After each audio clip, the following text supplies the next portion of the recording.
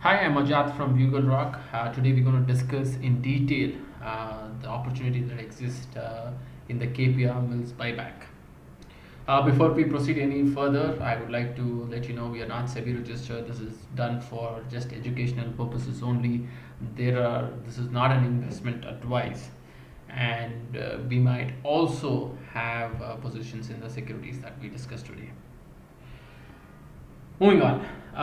As you're aware, on Feb 7th, KPR Mills announced a tender buyback of up to 22.36 lakh shares. About 15% of this is reserved for retail shareholders. Who qualifies as a retail shareholder? Anybody who owns less than or equal to 2 lakhs worth of shares. And this entire video is targeted towards those retail investors.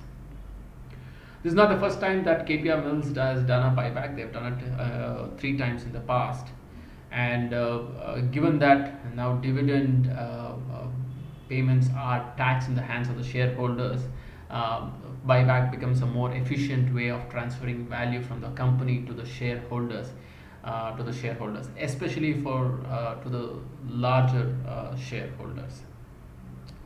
A couple of things to note before we dive into the numbers. The record date is Feb 19th, that is this Saturday. So in order to participate in this buyback, you have to buy shares tomorrow because the settlement date time is T+2. So you need to have these shares in your demat account before Friday of this week. The buyback period is expected to be sometime in March. So now let's jump into the numbers. Today's closing price on KPR Mills was 659. So assume that we buy the stocks at 660.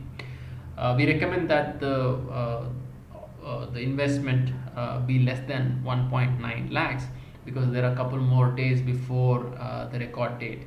Any upswing in the price of the stock, and if your value of investment goes more than 2 lakhs, you are disqualified as a retail investor.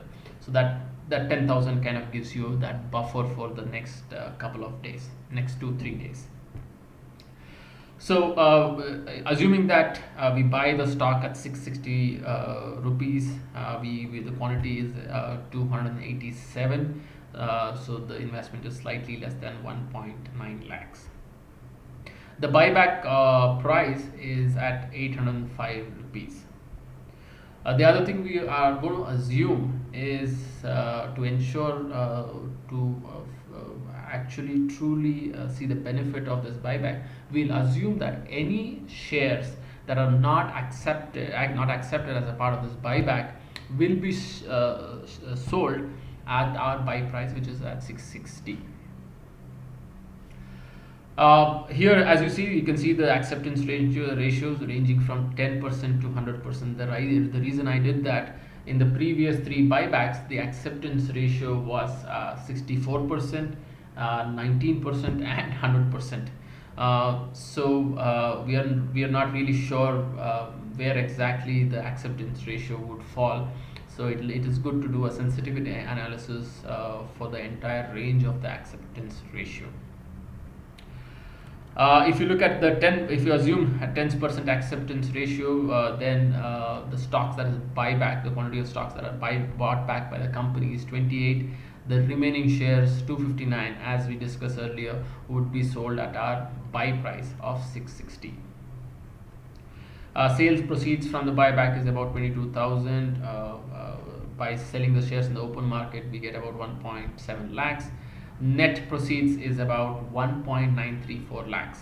Our investment was slightly less than 1.9 lakhs.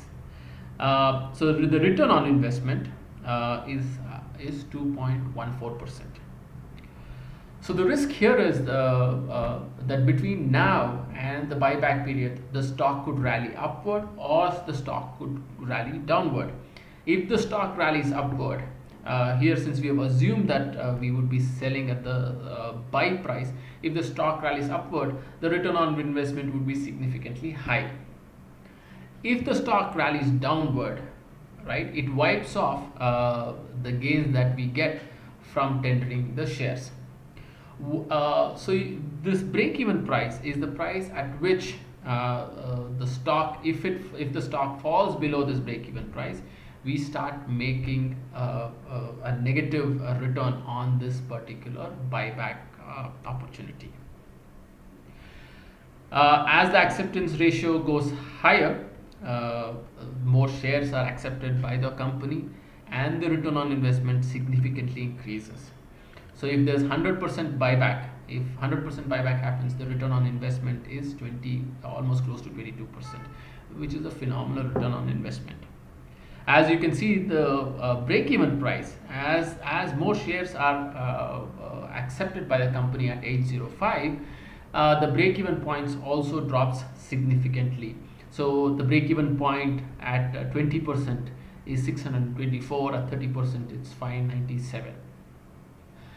What we believe, based on the shareholding patterns last year, we believe that the acceptance ratio should be somewhere in between 30 to 40%.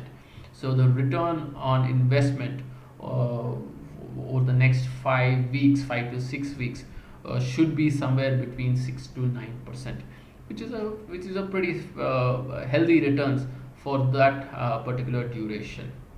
We also believe that because of this buyback, the stock downside is limited, and that again should work in our favor. If you have any queries, do write to us or DM me or comment on this particular post, and we would be happy to address that. Thank you very much. Have a good day.